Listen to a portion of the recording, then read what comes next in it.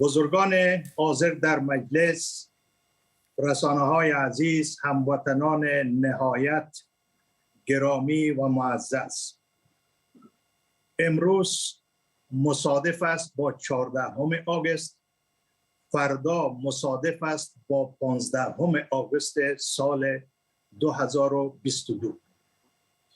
درست 1 سال قبل از امروز، در 15 آگوست 2021 بر مبنای یک توطئه خائنانه توسط تیم کوچک اما حاکم و تیم اشرف غنی، گروه جهل و جور طالبانی بر سرنوشت مردم افغانستان حاکم گردانیده شد. این گروه با عنوان یک گروه مسلح نامشروع نظامی و اساس همین توطئه قدرت را در افغانستان به دست گرفتند و بر اجساد مردم افغانستان حاکم شدند. پس از این حادثه وحشتناک، نظام افغانستان، جمهوری اسلامی افغانستان که در واقع خونبهای هزاران شهید افغانستان ثمره زحمات ملت بزرگ افغانستان و همکاری جامعه جهانی بود، با تأسف کامل قصداً و عمداً فرو پاشید. یک گروه نامشروع که نه مشروعیت ملی نه مشروعیت بین المللی داشت، بر سرنوشت مردم افغانستان حاکم شد. نظام از هم پاشید. شهروندان افغانستان بیش از 35 میلیون در گرو یک گروه مسلح قرار گرفت.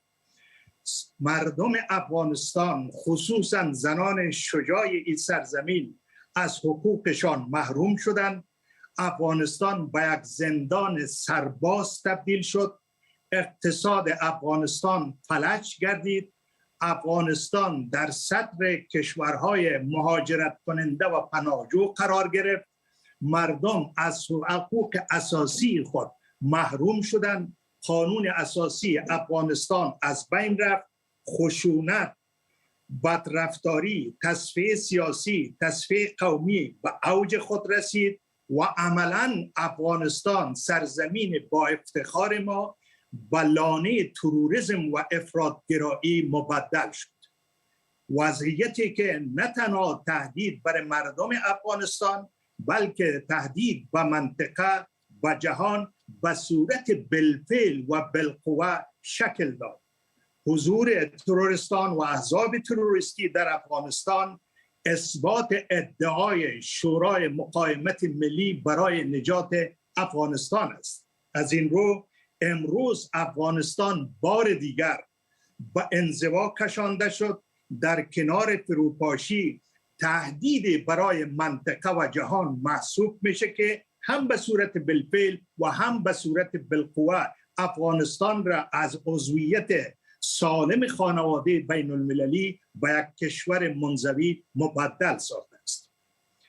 اما در سوی دیگر، نفرت، انزجار مردم افغانستان از همان لحظات نخستین که با فرار جمعی از یک طرف، استادگی، اعتراض مردم افغانستان، خصوصا زنان شجاع افغانستان، چه در داخل کشور چه در پایتخت‌های بیرون کشور، همچنان مقاومتگران با عزت و با افتخار افغانستان در جبهات مقاومت از نخستین لحظات اشغال افغانستان توسط گروه طالبان به مقاومت پرداختند. از عزت، از ناموس، از شرف، از استقلال و آزادی یک کشور به پا خواستند، دفاع کردند و همکنون در این سنگرها به دفاع و مقاومت می پردازند.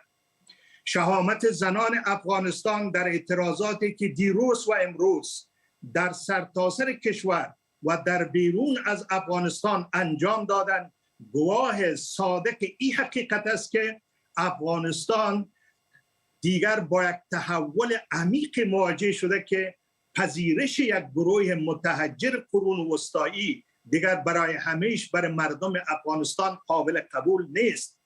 حضور زنان، حضور جوانان فرهیخته در صحنه‌های مبارزه، چه در سنگرهای مقاومت، چه در سنگرهای فرهنگی، چه در اعتراضات مدنی، گواه شجاعت مردم و ارزش‌های تاریخی این سرزمین است که به هیچ قیمت آماده نیستند دستاورد 20 سال گذشتهشان، مردم سالاری، آزادی بیان، آزادی رسانه، حقوق زنان، خصوصا دختران معصوم افغانستان را که از حق مشروع تعلیم و تربیت محروم ساخته شدند، این فاجعه را به هیچ قیمتی ملت بزرگ آماده پذیرش نیست.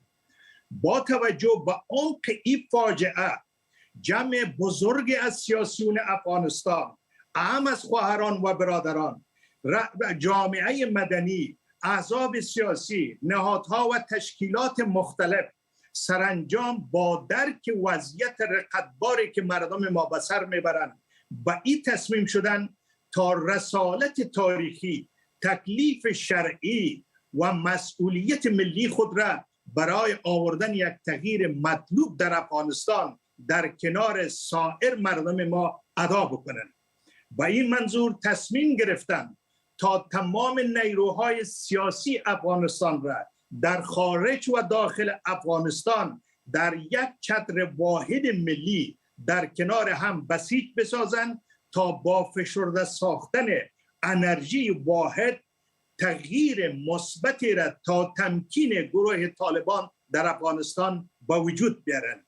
از این لحاظ تصمیم جمعی به این شد احزاب محترم و تاثیرگذار، شخصیت‌های بزرگوار، شخصیت‌های ملی، شخصیت‌های سیاسی، نهادهای مختلف، فرهنگیان ما، اهل رسانه‌ها که هر کدام از نخستین لحظات اشغال افغانستان از 15 آگوست تا کنون به نحو نقش در آزادی افغانستان بازی کردند، تصمیم گرفتند چتر واحد و بزرگ ملی را زیر نام شورای مقاومت ملی برای نجات افغانستان اساس بگذارند.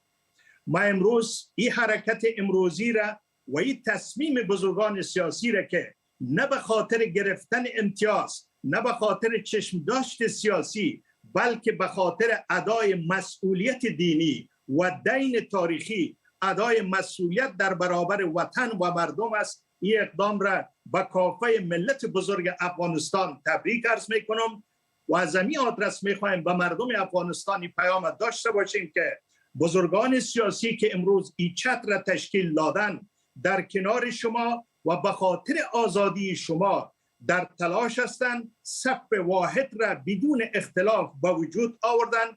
امیدوار هستم و با اطمینان میتونم برس برسانم که گروه نامشروعی که فاقد مشروعیت ملی، فاقد مشروعیت بین المللی، درگیر اختلاف درونی، هم با خود درگیر هستند، هم با ملت ما درگیر هستند، هم با جامعه بین المللی درگیر هستند، هم پیوندهای عمیق و تنیدگی عمیق خود را با جریانهای تروریستی کماکان حفظ کردند، موافقتنامه دوحه را نقض کردند، با قابلیت و ظرفیت دوام و حاکمیت بالای اجساد شما را دارا نیستند. به توفیق پروردگار مثل که در گذشته به شکست مواجه شدند، عنقریب خبر پیروزی و آزادی شما ملت بزرگ به توفیق پروردگار به چشم خواهد رسید. از این لحاظ ملت بزرگ ما مطمئن باشند که هر کدام در هر گوشه مطابق با وضعیت برای آزادی کشورشان،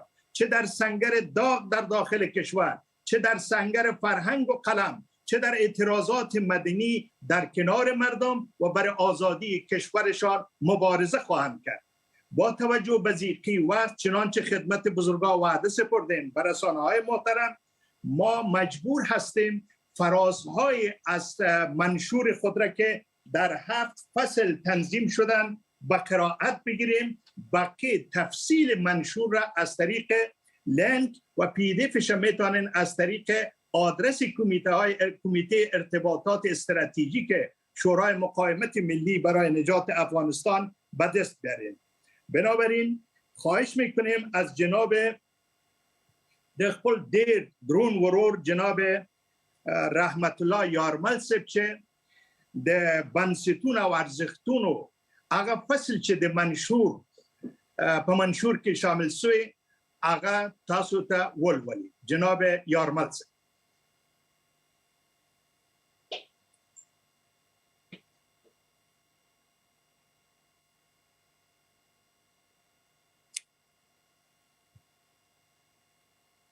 یارمل صاحب تاسو اورئ؟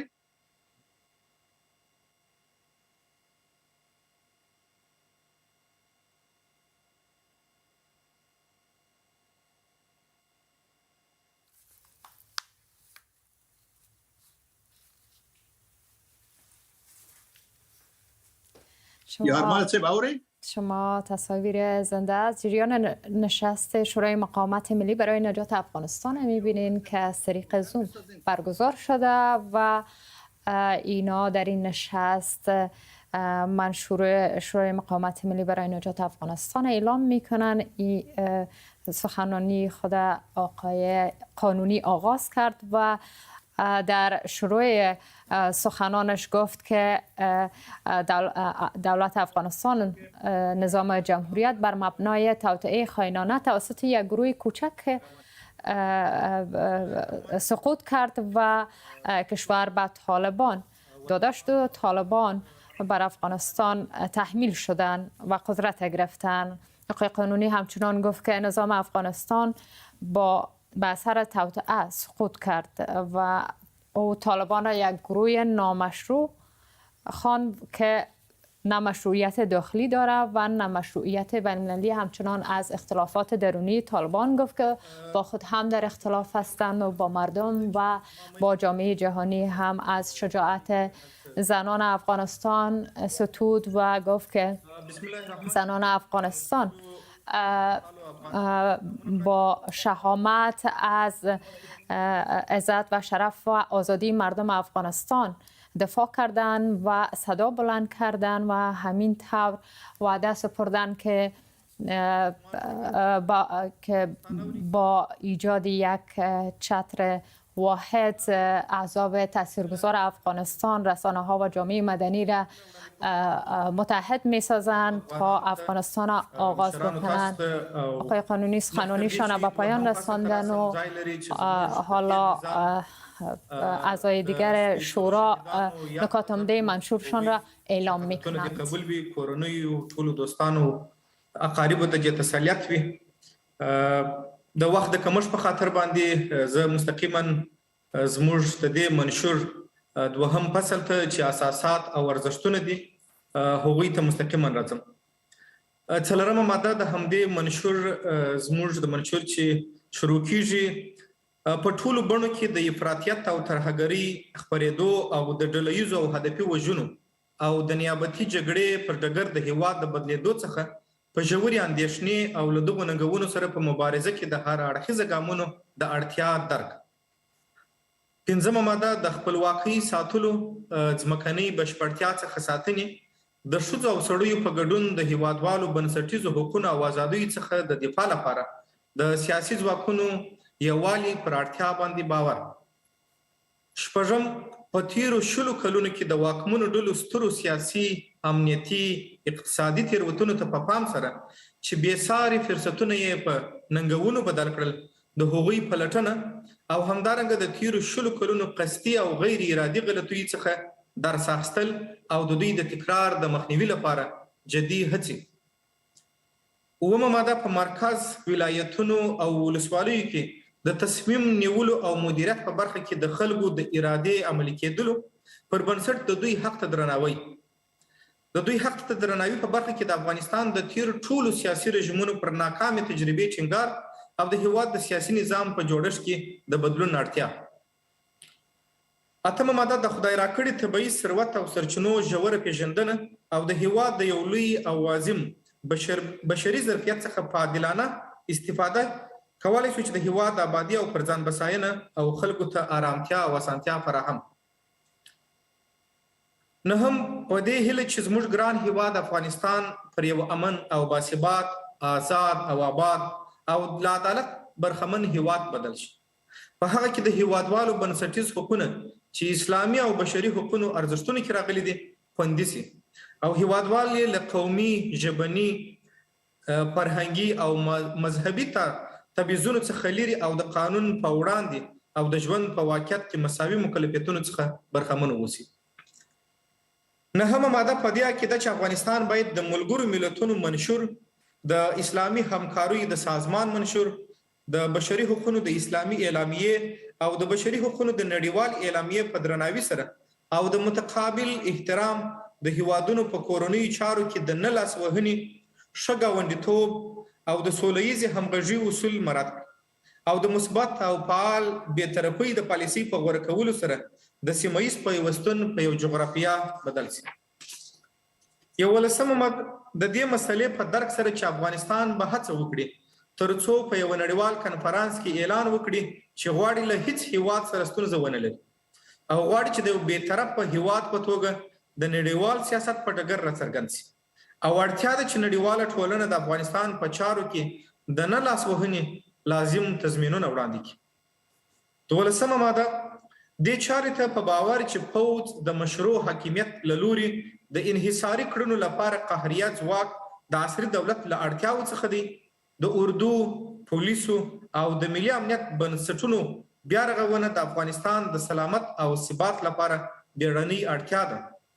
دا بیا رغونه باید په داسې ډول ترسره شي چې د رښتونو، ژمن او وفادار پخوانیو نظامي او امنیتي کدرونو او ځواکونو په ګمارلو سره دا بنسټونه پیاوړي شي او وروسته د دغو کدرونو او ځواکونو تخصصي او مسلکي اړخونه پیاوړي شي تر څو دوی وکولای په هیواد کې د ملي خپلواکۍ، ځمکنۍ بشپړتیا او قانوني حاکمیت ساتلو کې خپلې ونډې ترسره کړي.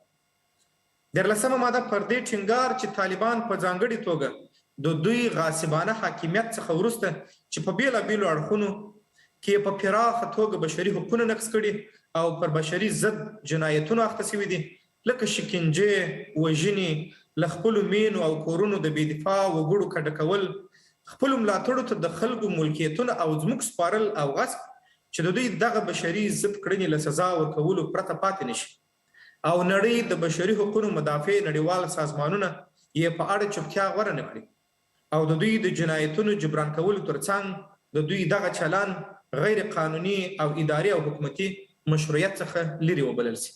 ډېره مننه. دوهم فصل هم دومره.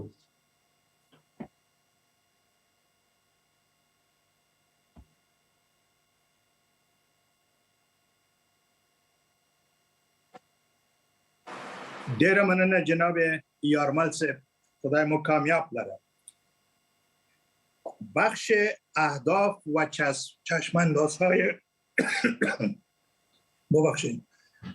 بخش اهداف و چشماندازها را جناب دکتر صاحب یاسا قرائت میکنم.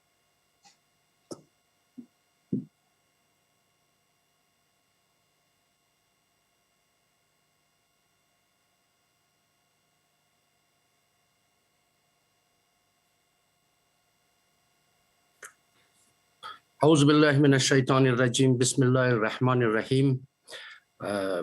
نکات مهم این فصل را خدمت شما بیان میکنیم که عبارت است از دفاع از منافع ملی. از اینجا شروع میکنیم. دفاع از منافع ملی، حاکمیت ملی، تمامیت ارضی، وحدت ملی مبتنی بر عدالت اجتماعی میان اقوام و شهروندان، حقوق و آزادی های اساسی شهروندان با ویژه زنان مبتنی بر ارزش های اسلامی و اعلامیه جهانی حقوق بشر، تامین عدالت اجتماعی، توزیع عادلانه امکانات، فرصت های ملی، مشارکت عادلانه و متناسب همه اقوام افغانستان در قدرت سیاسی و حکومتداری بر اساس شایستگی، پایبندی به اصل خرد جمعی، رویکرد نهادی، تصمیم گیری بر مبنای اصل مشارکت همه جانبه همه اقوام کشور در همه عرصه های رهبری و مدیریتی، برگرداندن حاکمیت به مردم از طریق برپایی نظام و دولت مبتنی بر اراده جمعی از راه برگزاری انتخابات شفاف و عادلانه، پشتیبانی از مشارکت فعالانه زنان در همه عرصه ها مانند معارف، تحصیلات عالی، کار، فعالیت‌های اقتصادی، سیاسی، اجتماعی و فرهنگی، شورای مقاومت با تاکید بر توانایی‌ها و ظرفیت‌های سرنوشت ساز جوانان و نقش فعال آنان برای امروز و فردای کشور سرمایه گذاری مؤثر در زمینه آنان را نیاز مبرم جامعه می داند و به جایگاه شایسته نسل جوان و کادرهای تحصیل کرده و متخصص در امور مدیریتی و اجرایی امروزین شورای مقاومت و پسا پیروزی در دولت آینده متعهد است. نظام سیاسی، تحکیم نظام جمهوری اسلامی پارلمانی نامتمرکز که در آن جمهوریت و مردم سالاری اسلامی در حیات نظام پارلمانی بیشتر میتواند تبلور یابد و زمینه را برای بالندگی احزاب نیرومند، استقلال قضا، حاکمیت قانون، تامین و تضمین حقوق بنیادین شهروندان، صیانت از ذات انسانی و آزادی بیان فراهم سازد و در پاسخگو بودن حکومت و مسئولیت پذیر بودن رهبران و مدیران آن مؤثر باشد. نظام پارلمانی که مبتنی بر انتخابات عادلانه باشد، به گونه‌ای که در آن همه اقوام باشنده در ولایت‌های افغانستان به تناسب جمعیتشان نمایندگی متعادل داشته باشد. نظام انتخابات، حمایت از نظام انتخاباتی که بتواند به طور همزمان نمایندگی عادلانه حزبی، قومی، جغرافیایی و جنسیتی را تامین نماید و برای کاندیدای مستقل نیز امکان رقابت سالم را فراهم سازد. انتخاب شوراها و والیان و ولسوالها، انتخاب اعضای شورای محلی در انتخابات مستقیم انتخاب می شوند. والی و ولسوالها می تواند به گونه مستقیم یا غیر مستقیم انتخاب شوند. شوراهای منتخب ولایات و ولسوالی در طول صلاحیت‌های شورای ملی از صلاحیت تصویب بودجه محلی و طرح و تصویب لایحه‌ها و برنامه‌های توسعه‌ای در زمینه‌های مدیریت امور معارف، تدریس زبان و ترویج فرهنگ بومی، صحت عامه و توانمندسازی زنان و زیرساخت‌های عمومی محلی، حمل و نقل عمومی محلی، وضع و جمع‌آوری مالیات محلی و حفاظت محیط زیست و نظارت بر اجرای این برنامه‌ها را با تضمین قانون اساسی برخوردار می باشند. مشارکت عمومی با توجه به تنوع و تعادل قومی، مذهبی و فرهنگی باشندگان محل تضمین و هر گونه تبعیض بر ضد همه شهروندان در آن ممنوع می باشد. تجدید نظر در واحدهای اداری کشور را بر مبنای تجارب موفق کشورهای منطقه و جهان و واقعیت‌های جغرافیایی، اقتصادی و فرهنگی وطن عزیزمان ضروری می‌دانیم. احترام به تنوع زبانی و فرهنگی با رعایت اصل عدالت و برابری در ارزش‌های اقوام و انعکاس این ارزش‌ها در اسناد و نمادهای ملی مانند سرود ملی، پرچم ملی، نشانها، مدالها، بانکنوت‌ها، روزها و شخصیت‌های ملی. شورای مقاومت قرائت افراط‌گرایانه از اسلام که ایدئولوژی طالبان و بسیاری از گروه‌های تروریستی در جهان اسلام را می‌سازد را بر پایه آرای دانشمندان و مراجع معتبر اسلامی مخالف آموزه‌های اسلام می‌داند و بر ضرورت مبارزه بر ضد افراطگرایی و تروریسم در همه ابعاد فکری و فرهنگی و اشکال آنها به هدف جلوگیری از بهره‌گیری ناصواب از آموزه‌های دینی و تبدیل کردن دوباره افغانستان به پایگاه و حیات امن افراطی و هراس افغانی و از این طریق کمک به صلح و امنیت منطقه و جهان تاکید می‌ورزد و نیز بر مبارزه بر ضد هر نیرویی که موجب سلب آزادی‌های مشروع و حقوق بنیادین مردم افغانستان و سلب حاکمیت مبتنی بر مردم سالاری آنان گردد. تاکید بر نقش علمای راستین و تبیین آموزه‌های دینی و زدودن زنگار تعصب و انحراف و افراطگرایی در فهم آنها از نیازهای جدی جامعه دانسته می شود و من الله توفیق. تشکر جناب دکتر سبیاسا. میرسیم به بخش اولویت‌های شورای مقاومت ملی برای نجات افغانستان که دکتر سب الماس را قرائت میکنند.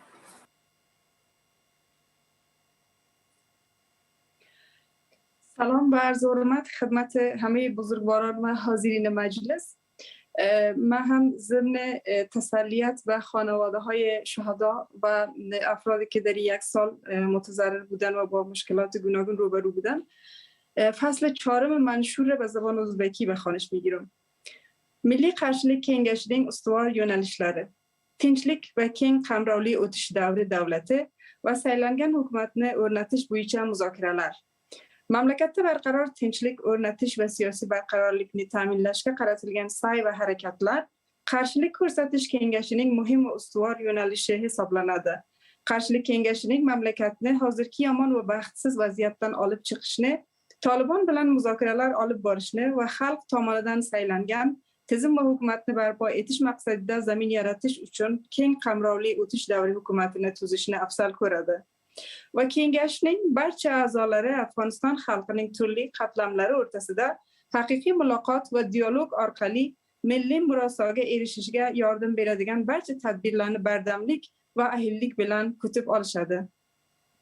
Boshqa yo'llarni qidirish. Agar Taliban mamlakat va dunyo xalqlarining sodiqona muzokaralarni qabul qilish haqidagi haqli talablariga ijobiy javob bermasa, keng qamrovli o'tish davri davlati so'ngra tizim va saylangan hukumatning tashkil etilishiga rioya qilmasa, qarshilik kengashi, hizblar, tarafdorlar va muxlislari hamda ushbu kengashga a'zo bo'lgan oqimlar, shaxsiyatlar va Afg'onistonning ozod va kurashchi xalqining mamlakat bo'ylab qarshilik ko'rsatish va milliy pozitsiyonni kengaytirish bo'yicha kuchayib borayotgan talablariga ijobiy javob beradi. Tajovuzkor Tolibning noqonuniy hukmronligini og'darish, mamlakatda poyador tinchlik, barqarorlikka erishish, saylangan tizim va hukumat qurish uchun amaliy choralar ko'radi. Qarshilik kengashi haq va adolatni istagan xalqning talab va harakatlarini tasdiqlab, zulm va istibdoddan o'z jonini, mulkini, oilasini, obro' va e'tiborini himoya qilish uchun mamlakatning barcha hududlarida Talibanning tajovuzi va noqonuniy boshqaruv va ustunlik o'rnatish siyosatiga qarshi kurash olib boradigan jabhalarni qo'llab-quvvatlaydi va buni o'sha mudofaachilarning qonuniy haqqi deb biladi. Ushbu nizomning maqsad va tamoyillarini amalga oshirish uchun siyosat ishlab chiqib, rahbarlik kengashining har bir a'zosi o'z hizbdoshlari va tarafdorlarini ana shu siyosat asosida hamjihat bo'lib ishlashga chaqiradi.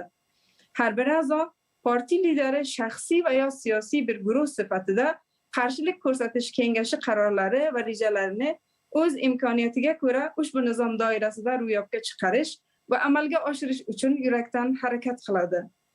Qarshilik kengashi o'zining ommaviy axborot vositalari faoliyatini ushbu nizomning maqsad va istiqbollariga uyg'un muvofiqlashtiradi va boshqa hizb va oqimlarni zaiflashtirishda maxsus hizb va jinohlarni kuchaytirishdek nosog'lom raqobatdan qochishga urg'u beradi. Partiyalar, guruhlar va shaxslarni hamkorlikka chaqirish.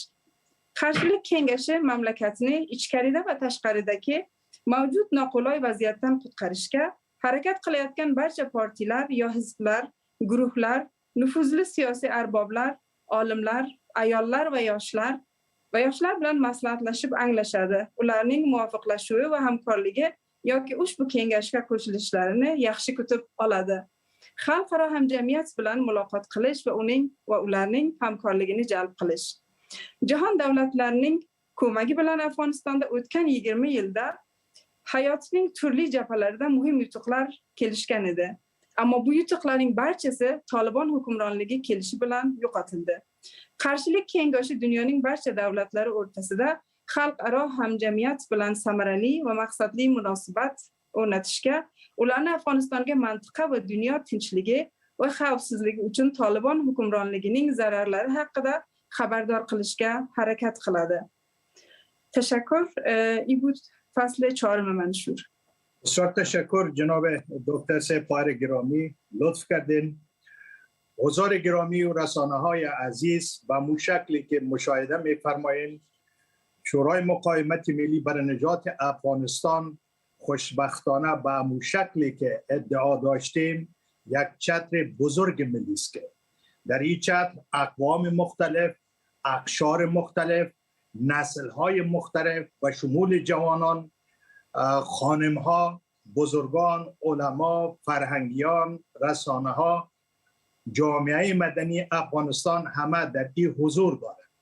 تصاویری را که شما در اینجا مشاهده میکنین همه اعضا و منصوبین شورای مقاومت ملی برای نجات افغانستان نیست و دلیل مشکلات تکنیکی برخی از چهره‌ها و شخصیت‌ها در حضور به هم رساندن که امیدوار هستیم در جلسات بعدی به تفصیل در این موارد صحبت داشته باشیم. زمان مطابق وعده به این میرسه. بر رسانه‌های عزیز، دوستایی که میخواین سوال مطرح بسازن در خدمتشان هستیم. 4 تا 5 سوال رو میگیریم، بعد خدا خواسته باشه به مرحله بعدی برنامه میرسیم. تشکر از حوصله مندی شما.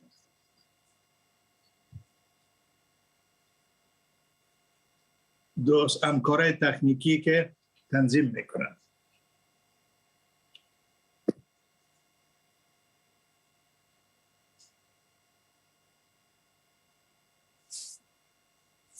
بله، همکارای تکنیکی همراه ما همکاری بکنید. دکتر سفدرت. جناب قانونی صاحب، خانم اسیبه اتکپال، خانم نرگس اورخش و سلیمان قیومی سه تن از خبرنگارات هنوز دست بلند کردن. اگر به ترتیب اجازه بفرمایید که آقای مختار وفایی هم نفر 4م است. لطف بکنین یک نفر اجازه بدین معرفی بکنین که از ذهن ما نماند. خانم اتکپال بفرمایید، شما سوالتان مطرح کنین، مایکتان فعال کنین. بسیار تشکر. سلام به شما و به همه بزرگانی که در این مجلس حضور دارند. من چند سوال دارم و امید دارم که با صبر و حوصله برش پاسخ داده شود.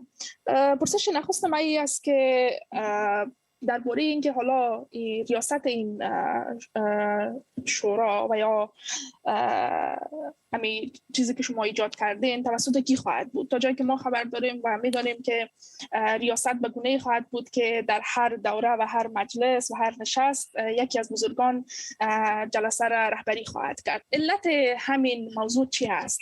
مردم همین را میپرسن و به این باور هستند که گویا هنوز سیاستگران افغان نمیتونن و که با هم کنار بیاین و یکی دیگری را قبول نداره تا بتونه ریاست این شورا را به عهده بگیره. سوال دوم من است که خوب است، من سوال ها را قانونی صد براتون میگم، باز میشه که در آخر همیشه یک جای پاسخ بدین با اجازه تان. امروز جناب شما دوباره برمیگردیم. جناب اتکپال صاحب محترم، بله، امور رقمی که شما فرمودین به اساس توافقی که میان بزرگان شورا صورت گرفت در مجلس مؤسسان، ریاست شورا به صورت دورانی است. در پایان هر مجلس رئیس مجلس بعدی انتخاب میشه. این به معنای این نیست که ما به توافق نرسیدیم. خود امی اصل به عنوان یک توافق میان بزرگان فیصله شد تا ما بتانیم به فضای بهتر و اعتماد بیشتر برسیم. یک تجربه موفق است چون ما اعتقاد به کار جمعی و مشارکت همگی داریم. از این لحاظ یکی از شیوه های موفق است که در ائتلاف ها کار داده و تجربه موفق است. این به معنای بی‌اعتمادی یا اتفاق نکردن نیست، به معنای است که چون ائتلاف، جریان ها، نهادهای مختلف در این جمع شدن، توافق همه همی بود که ما به صورت دورانی ریاست شورا را دنبال کنیم. تشکر. تشکر جناب قانونی صاحب. سوال بعدی از خانم نرگس اورخش و سپس سلیمان قیومی. خانم نرگس سلام و درود خدمت همه. از افغانستان اینترنشنال نمایندگی میکنم اینجا. خواستم در مورد این هم بپرسم که خب اولویت های را شما اینجا ذکر کردین، ولی پیشتر هم وقتی در ترکیه جلسه برگزار شده بود صحبت های در مورد اقدامات نظامی هم شده بود که چندان علنی نشده. حالا میخوایم بپرسم که آیا اقدام نظامی هم در دستور کار شما هست؟ چون ما میدانیم که مذاکره تا حالا نتیجه بخش نبوده با طالبان. تشکر خانم نرگس از سوال مطرح ساختین. تا جایی که در منشور شورای مقاومت ملی برای نجات افغانستان هست، تلاش ما به ایست که ما در قدم اول بتانیم از طریق فشارهای لازم سیاسی، طریق بسیج مردم و غیره، ما گروه طالبان را وادار به تمکین و پذیرش خواسته های مردم افغانستان بسازیم. روششان تغییر بکنه، از انحصار، از خشونت، از تمام کارهایی که سبب انزجار مردم افغانستان شدن، از اینا بپرهیزن، آماده برای گرفتن گذار به یک وضعیت مطلوب بر اساس خواست مردم افغانستان شود. یک گروه مسلح انحصار طلب به هیچ صورت نمیتونه مردم افغانستان را نمایندگی بکنن. ترجیح ما است که از طریق فشار سیاسی و مردمی ما بتونیم تغییری را مبتنی بر خواست مردم به وجود بیاریم. هرگاه طالبان به جنگ با اصرار داشته باشد، به تصفیه قومی و سیاسی متوسل شود، جنگ را بر مردم افغانستان تحمیل بکنند، به خواستهای مردم افغانستان تمکین نکنند، چنانچه تا 1 سال در عمل نشان داده، به قتل‌های زنجیره‌ای متوسل شود، به افغانستان به مرکز تروریسم تبدیل بکنند، در او صورت گزینه دوام مقاومت، گسترش جبهات مقاومت در ولایات مختلف افغانستان راه دیگه در پیش نیست. از این لحاظ ترجیح ما است که طالبان قبل از اینکه دامنه مقاومت سرتاسری شود در افغانستان به خواستای مردم تمکین کند. اما اگر نپذیرفتن خواست مردم به روش گذشته خود چنانچه تا 1 سال علیه ملت افغانستان قرار گرفتن، بازم پافشاری کردن، تکلیف شرعی ما، مسئولیت دینی و ملی ما است که جبهات مقاومت در برابر از اینا برای دفاع از مردم گسترش پیدا بکنه و توسعه پیدا. تشکر خانم نرگس. تشکر جناب قانونی صاحب. آقای سلیمان قیومی، سپس خانم انیسه شهید. اگر لطف کنین سوالا را کوتاه مطرح کنین که با دیگه دوستان فرصت آقای قیومی بفرمایید. بله، بسیار تشکر آقای قانونی، لطف کردین. سلام دارم خدمت همه. من بسیار کوتاه میخوایم 1-2 مورد را از آقای احمد مسعود بپرسم. اولی که 2-3 ماه قبل آقای مسعود گفته بودند که روی ایجاد یک شورای عالی مقاومت کار میکنن. آیا این همون شورای عالی مقاومت است یا تلفیق بین جبهه مقاومت ملی و شورای عالی مقاومت ملی برای نجات افغانستان است؟ و مورد دومی که آقای مسعود، سایر رهبرایی که اینجا حضور دارن برای موفقیت برنامه‌های نظامی شما بر علیه طالبان چی باید بکنن؟ چی تقاضا و چی درخواست از اینا دارین؟ بسیار تشکر آقای قیومی. جناب احمد مسعود، اگر لطف فرمایید شما، چون سوال به جناب شما راجع است، پاسخ شما ارائه کنید لطفا.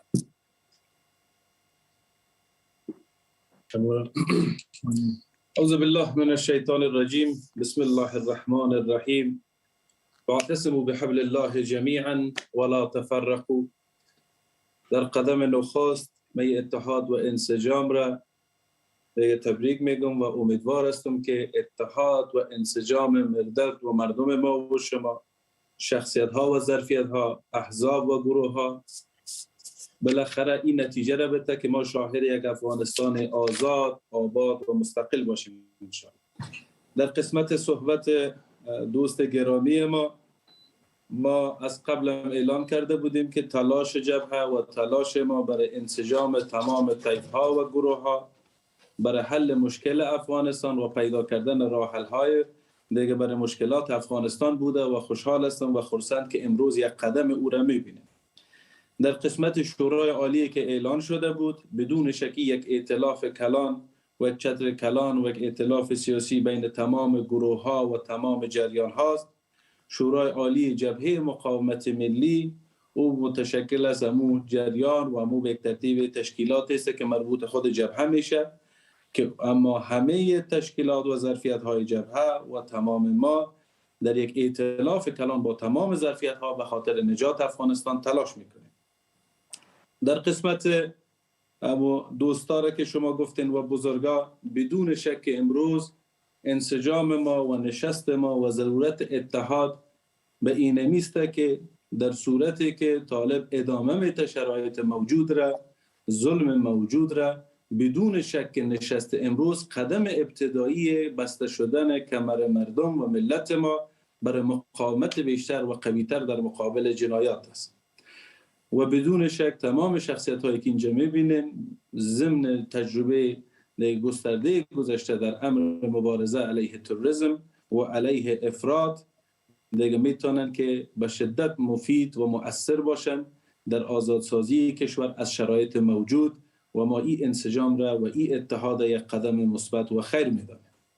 و در اخیر امیدواری ما به است که در سطح کل کشور بدون شک باید تمام مردم افغانستان متوجه یک امر شوند. اگر خود ما نخیزیم، اگر مردم افغانستان تلاش به عنوان یک ملت نکنند و به عنوان یک مردم تلاش نکنند، خیام را ما و شما انجام ندیم و نخیزیم، بدون شک هیچ کشوری به کمک و به هیچ کشوری برای دادرسی ما و شما نمیم. لذا تلاش احزاب و شخصیت ها و این انسجام و اتحادها جمع یک اراده کلان مردم و ملت ما بدون شک ثمرش یک افغانستان آزاد، آباد و مستقل است. تشکر آقای مسعود. تشکر. خانم شهید نوبتشان است و سپس آقای وفایی. خانم شهید زنده ما بفرمایید. سلام به همه، بازم تشکر. من یک سوال پرسان میکنم با 3 جز، امیدوار هستم قطع نکنیم. سوال اول کلان ای است که امروز 1 سال از سقوط نظام گذشت. 1 سال ما شاهد از این بودیم که طالب کی است، طالب با مردم چی رقم برخورد کرد، طالب چرا با امو 2 سال گفتگو که هر روز گفته میشد طالب تغییر کرده، مردم دیدن که طالب تغییر نکرده.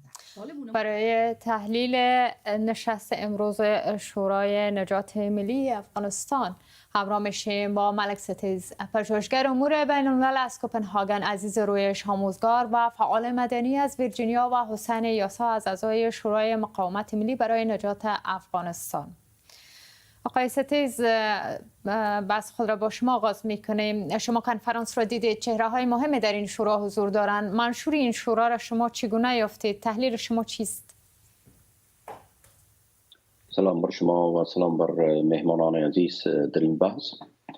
خب در اینجا 3 مسئله را باید در میان بگذاریم: مسئله خوب، مسئله بد و مسئله خطرناک.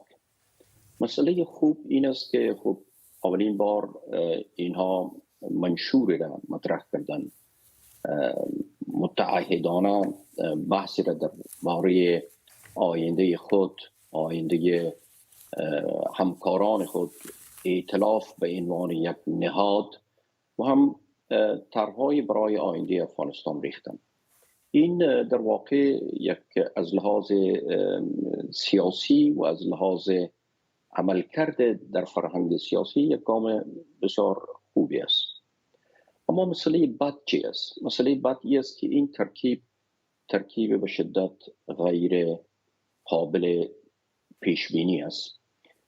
شما وقتی تحلیل میکنین یک سیاستمدار را یا یک جنبش یا یک فکر را، به 3 عنصر باید توجه بکنین. یکی گذشته که آنها در عملکرد از خود ارائه کردند، دوم کاراکتر و شخصیت بازیگران و 3 پیامدهایی که این بازیگران ارائه میکنند. در این 3 عنصر این بازیگران شکست خورده هستند. اگر آقای احمد مسعود را که در این گروه یک شخصیت بسیار جوان و تازه در سیاست به بررسی گرفته شده، بقیه همه مهرهای کهنه، مهرهای شکست خورده، تا مهرهای سوخته هستند در سیاست. مردم از عملکرد از اینا، از پیامدهایی که ارائه کردن و از کاراکتر از اینا در نظامها در 20 سال اخیر به خوبی آگاه هستند و قبل از 20 سال اخیر هم اینها دستاوردهایی از خود ارائه نکردند. چیزی که خطرناک است با باور ما که باید به او بسیار توجه صورت بگیرد این است که اینها همه از نام مردم صحبت می کنند. مردم افغانستان با چنین فیصله های باید در کنار هم قرار بگیرند و در سرنگونی رژیم طالبان متعهد شوند. این مشروعیت یک مشروعیت پوشالی است و الان میتونه خطری را در داخل افغانستان سبب شود، روحایی را با هم در تضاد بیاندازد. سپاس از شما. آقای رویش، تحلیل شما چیست؟ آیا شما با آقای ستیز موافق هستین؟ تشکر، با سلام بر شما و با عرض حرمت به آقای ستیز و تمام دوستان دیگری که در برنامه هستند و میبینن. من هم البته با یه نگاهشان موافق هستم که نفس یک حرکت مثبت هست که شما میبینید جمع از کنشگران سیاسی افغانستان به هر حال بر روی یک سند اعلی ظاهرا که نامش منشور میگذارن به توافق رسیدن.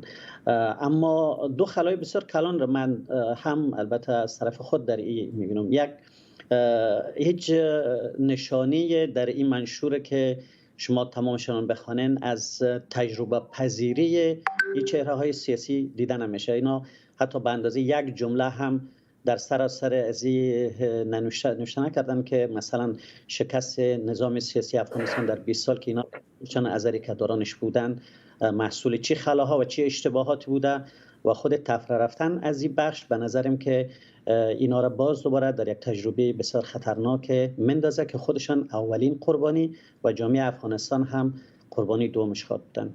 و دومین خلایی را که من در این میدیدم ادبیات هستن که هنوز هم متاسفانه ادبیات خصمانه هست. یعنی قسمت زیاد از اینا مربوط است به اون دوره‌های جنگ‌های ایدئولوژیکی در افغانستان بوده و جنگ‌هایی که بیشتر با رویکردهای خشن و نظامیگرانه هستند. مثلا نحوه تعبیر را که اینا با طالبان به عنوان گروه حاکم حالا فعلا که هستن با تمام ویژگی‌هایی که طالبان دارن از موضع سیاسی به کار میبرن پارادوکس دارد. از یک طرف میخواین که طالبان را به عنوان یک از رکنهای بر یک ساختار سیاسی آینده در افغانستان به رسمیت بشناسن و از طرف دیگر زبان و ادبیات را که به کار میبرن زبان ادبیات هستن که بیشتر مخاصمه انگیزانه هستن، تولید نفرت میکند. حداقل در دیپلماسی از زبان قشر خیلی زیاد به نظر من به جا نیستن. خب آقای رویش، وزن سیاسی این رهبران چقدر است؟ چقدر میتوانند اینا طالبان را به چالش بکشند؟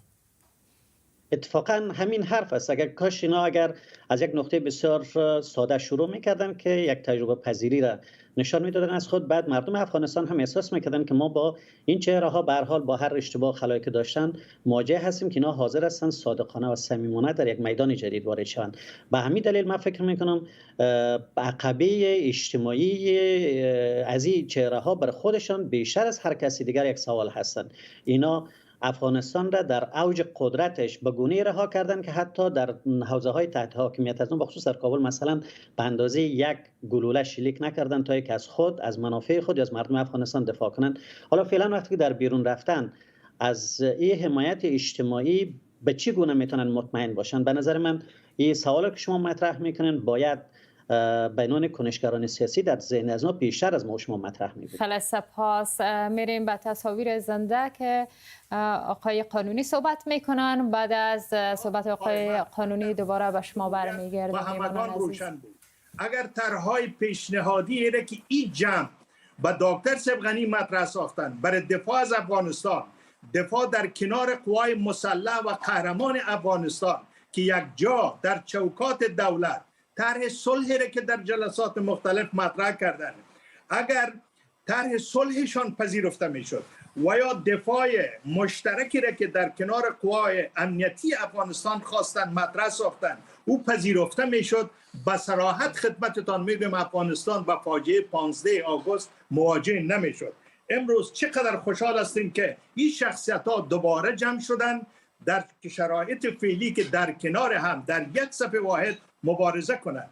به یاد شماست در فصل جهاد، در فصل مقاومت هم در آغاز حرکت نه کمک جامعه جهانی بود نه از بیرون بود، به همت مردم به توفیق پروردگار حرکت آغاز شد تا سرحد پیروزی همه ما رسیدیم. امیدوار هستیم این حرکت که یک آغاز خوب هست منجر به آزادی مجدد افغانستان شود. از حوصله‌مندی شما، از رسانه‌های عزیز، از هر کدام شما من امیدوار هستم که سپاسگزاری میکنم. آقای ستیز، از شما میخوایم بپرسم که جایگاه این شورا را در معادلات سیاسی کنونی در کجا میبینید؟ آیا طالبان و جامعه جهانی اهمیت بر این شورا قائل خواهند شد؟ در اینجا دو نکته است. نکته نخستین است که خب خیلی کوتاه جناب ستیز با معذرت. بله اینها ادبیات جامعه جهانی را میشناسند. مباحث مثل حقوق بشر، حقوق زنان، اعلامیه جهانی حقوق بشر مشروعیت، اینا ادبیات است که استفاده کردن و کار خوبی است. اما به یک چالش بسیار مهمی که اینا مواجه هستند بحران اعتماد است. مردم اعتماد خود را نسبت به این چهره‌های کلیدی سیاست دیروزی از دست دادند و یگانه کسی که در این جمع و باور ما گام بسیار مثبت نگذاشته، حتی با تجربه کم در اینجا گام گذاشته، آقای مسعود است. نباید آقای مسعود خود را در این گروه به تصویر میکشانید که همه مهره‌های سوخته هستند و این سبب کاهش محبوبیت و شخصیت آقای مسعود هم خواهد شد. بسیار تشکر از شما جناب ملک ستیز، پژوهشگر امور بین الملل از کوپنهاگن و عزیز رویش آموزگار و فعال مدنی. بیننده‌های عزیز، نشست شورای مقاومت ملی برای نجات افغانستان را به طور زنده پوشش دادیم و تحلیل شب با مهمانان ما پیگیری کردیم. برنامه ما در همینجا به پایان میرسه. سپاس از همراهیتان، وقتتان بخیر.